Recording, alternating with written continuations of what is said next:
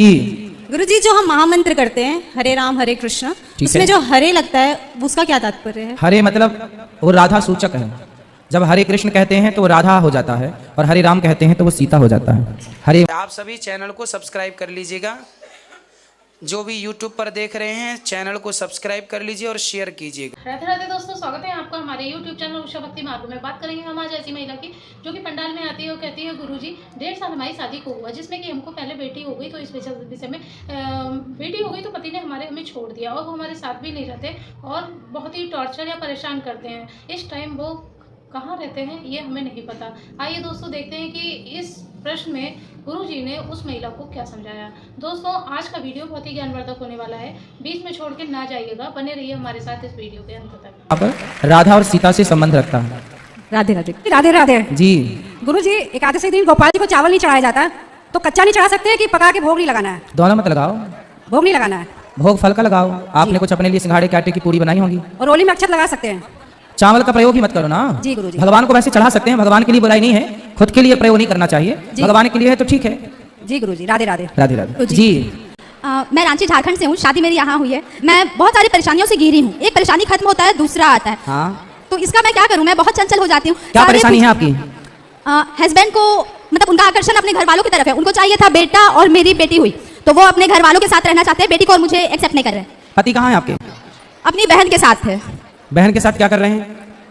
अपनी बहन के साथ वो आगे के जीवन को कंटिन्यू करना चाहते हैं। बहन के साथ मतलब भाई बहन दोनों रहेंगे?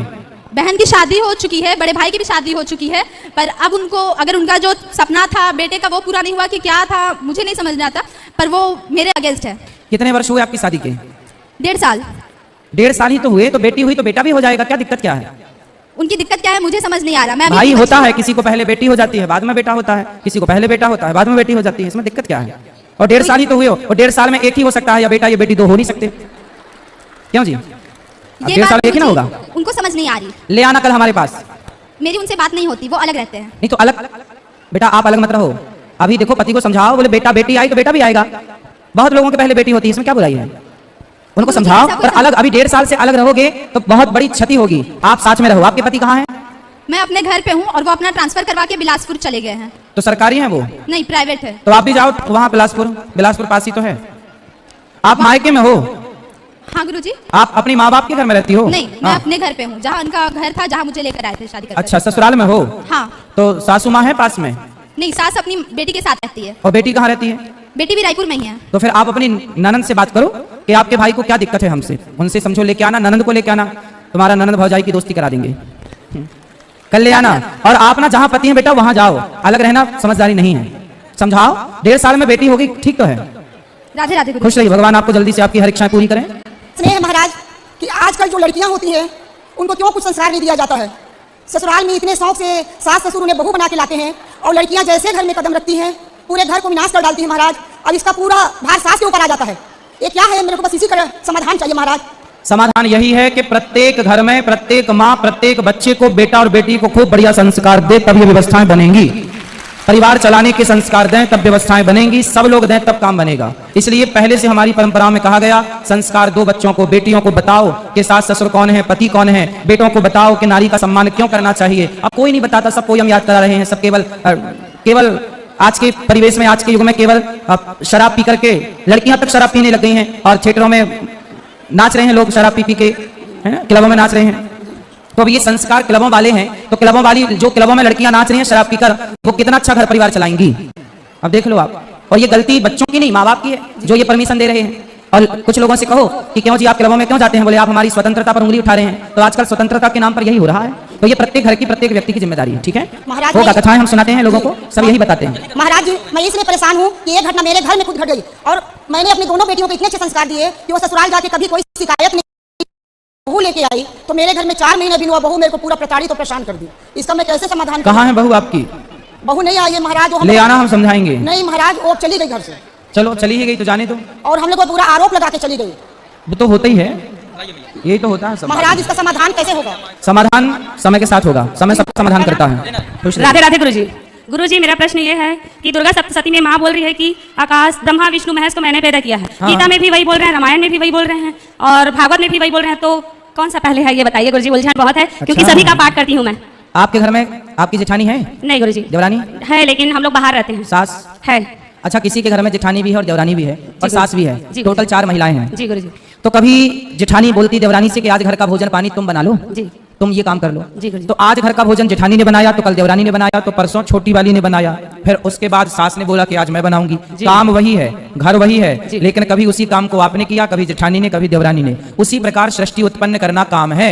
कभी ब्रह्मा जी ने कर लिया, कभी शिव जी ने कर लिया, कभी दुर्गा जी ने कर लिया। कल्प कल्प की बातें हैं, काम वही है। कभी इनसे हो गई, कभी उनसे हो गई, कभी उनसे हो गई। भगवान की सृष्टि तो नित्य है, रोज प्रलय। रोज का मतलब है भगवान का रोज इतना जल्दी नहीं होता। जी ब्रह्मा जी 100 साल के हैं, पर ब्रह्मा जी का एक दिन उनका इतना बड़ा है कि एक दिन में 1000 बार चतुर्युग बीत जाते हैं। और जब ब्रह्मा जी एक चतुर्युग मतलब एक युग, कलयुग, सतयुग, त्रेता, द्वापर, कलयुग, ये चारों युग जो हैं, जब 1000 बार बीत जाएंगे तब ब्रह्मा जी का एक दिन होगा। ऐसे ब्रह्मा जी 100 साल के हैं। ऐसे जब ब्रह्मा जी की आयु पूरी हो जाती है तब भगवान श्रीमन्नारायण अपनी पलकों को झपकाते हैं सिर्फ। तो ऐसे भगवान सृष्टि कभी तुम कर लो, कभी तुम कर लो। ऐसे देवी भागवत में देवी से, शिव पुराण में शिव जी से, भागवत जी में भगवान नारायण से लिखी है। तो काम वही है, कल्प कल्प की बातें। किसी कल्प में इन्होंने, किसी दिन उन्होंने भोजन बना लिया, किसी दिन आपने बना लिया, किसी दिन उसने। जी गुरुजी। जैसे गुरुजी आप बोलते हो कि 2 डोंगा में एक साथ सवार नहीं हो सकते, तो सबका पाठ एक साथ कर सकते हैं क्या? सबका मतलब जैसे दुर्गा सप्तशती भी करती हूँ, भागवत भी है, आपसे सुन सुन के मैं भागवत, ठीक है, रामायण सब भागवत लाई भी हूँ, पढ़िए। और ये गीता सारी भी लाई देखो, हूँ। पाठ का मतलब ये नहीं रट्टू तोता पाठ करते रहो। पाठ का मतलब है उसमें जो लिखा है उन्हें समझो और जो लिखा है उस आचरण को अपनाओ। अपनाते हैं गुरुजी बस, सब। यही पाठ है। गुरुजी मेरा दूसरा प्रश्न ये है कि आप बोलते हो बेटियों का 2 कुल है, लेकिन ऐसे बेटियों भी हैं कि जिसका एक भी घर नहीं होता है। हाँ, मायके वाले बोलते हैं कि ससुराल आपका घर है, ससुराल वाले बोलते हैं कि आपके पिताजी दिए हैं जो रहोगे, ऐसे बोल के कई बहुओं को निकाल देते हैं घर से। सही है। तो ऐसा क्यों गुरुजी? ऐसा कुछ मूर्ख हैं जो नारियों का सम्मान नहीं करते, वो लोग ऐसा व्यवहार करते हैं। इसलिए हर माँ को अपने बेटे को पहले नारी का सम्मान करने की शिक्षा देना चाहिए कि बेटा स्त्री का सम्मान करो। आज ही कथा में हमने बताया जी ऐसा। गुरुजी, धन्यवाद। हर माँ यदि अपने बेटे को उस नारी का सम्मान करना सिखाए तो ये समस्याएं ही ना खड़ी हों। गुरुजी हम लोग को शुरू से सासू माँ बाहर निकाल दिए हैं, तो उनका सेवा नहीं कर पाते हम लोग, तो उससे कोई बात नहीं। सेवा यदि उनको लायक, सेवा के लायक हो जाए और कोई ना करे तो फिर आप करना। पसंद ही नहीं करते, घर से बाहर निकाल दिए हैं। तो आपके भाई, पति कितने भाई हैं? 2 भाई। तो वो दूसरे भाई के पास रहती हैं? नहीं, वो अकेली रहती है, वो भी अलग रहता है, हम लोग भी तो बाहर वो नहीं अकेली क्यों रहती हैं बुढ़ापे में? वो नहीं रहेंगे बोलते हैं किसी हाँ के तो ठीक है, जब तक ठीक है, अकेली करती खा रही हैं तो ठीक है, क्या जी दिक्कत है? गुरुजी। राम राम गुरुजी। राम राम, जय श्री कृष्णा। जय श्री कृष्णा। गुरुजी मैं संबलपुर उड़ीसा से आया हूँ। हाँ। आपका कथा लगभग 2.5-3 महीना से चालू किया सुनना, तो उसमें बहुत मेरे को मतलब बहुत चेंज आने लग गया अभी। अच्छा, तो आपका खाली चरण स्पर्श करने के लिए उड़ीसा से आया था गुरुजी। अच्छा, हाँ। तो अभी मिलेंगे प्रश्नोत्तरी के बाद। हाँ सुनो, कल का प्रश्न था। बोलो बोलो। गुरुजी आपने कथा में बताई थी, ये ब्रह्मा जी ने श्री कृष्ण और राधा जी का शादी किए थे हाँ। बांडीर बट में, जब वो लोग शायद 6-7 साल के थे। ठीक है। तो मैं जय श्री कृष्णा सीरियल देखता था, तो उसमें आयन बोल के कैरेक्टर था जो कि राधा जी के पति के रूप में दिखाया गया था। ठीक है।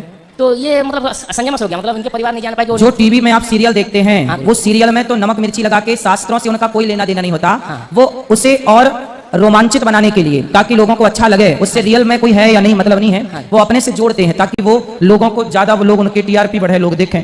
बाकी शास्त्रों का आधार यदि मानकर चलें तो शास्त्रों से उनके द्वारा बताए गए कोई प्रमाण नहीं है शास्त्रों में, इसलिए उनकी बातें जो कही जाती हैं वो मिथ्या होती हैं, झूठ। गुरुजी राधे राधे। राधे राधे। बोलो बेटा बोलो। गुरुजी मैं डूबते डूबते बच गया था। हाँ, मैं आपका चरण अपसर करना चाहता हूँ। क्या करना चाहते हो? आपका चरण तो और आगे बोलो। अपसर करना चाहता हूँ। चरण अपसेट करना चाहते हो? अरे अपसेट तो ना करो भैया, छूना चाहता हूँ। हाँ स्पर्श। अच्छा ठीक है ठीक है ठीक है, खुश रहो, कर लेना, भी मिलेंगे।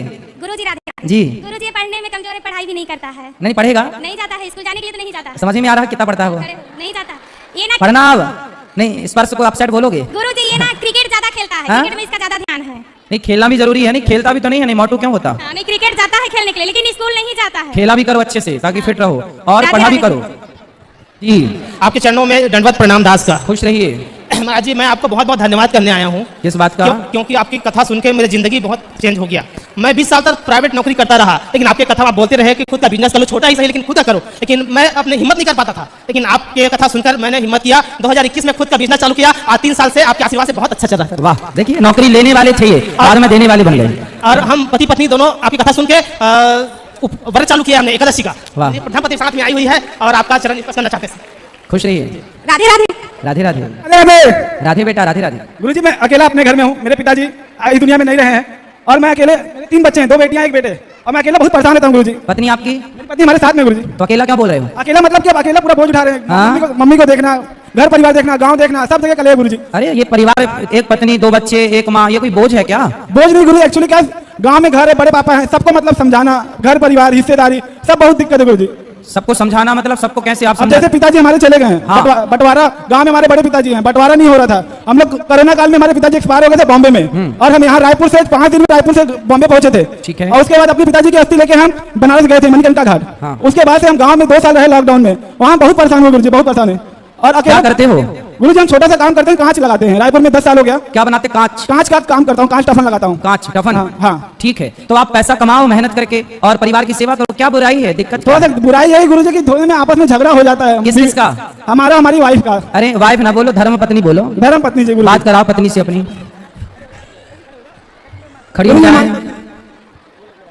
कैसी है इनकी वाइफ? राधे राधे गुरुजी। राधे राधे। क्या नाम है आपका? अर्चना गुरुजी। अर्चना। क्यों लड़ती हैं अपने पति से? हाँ बताओ। गुस्सा बहुत जल्दी आ जाता है, थोड़ी देर बाद में गुस्सा आ जाता है। अरे तो जब इनको तो देखा दोस्तों, आज का वीडियो आपने पूरा देखा और सुना। जैसे कि उस महिला ने कहा कि गुरुजी हमारे पति ने हमको छोड़ दिया और अपनी बहन के साथ रहते हैं और हमको बेटी हुई है, 1.5 साल हमारी शादी को हुआ। दोस्तों कहने का मतलब ये है कि बेटी हो या बेटा, जो कुछ हुआ है वो हमारे भगवान का प्रसाद समझ के रखना चाहिए। और अगर बेटी हुई है तो इसमें औरत का क्या दोष है भाई?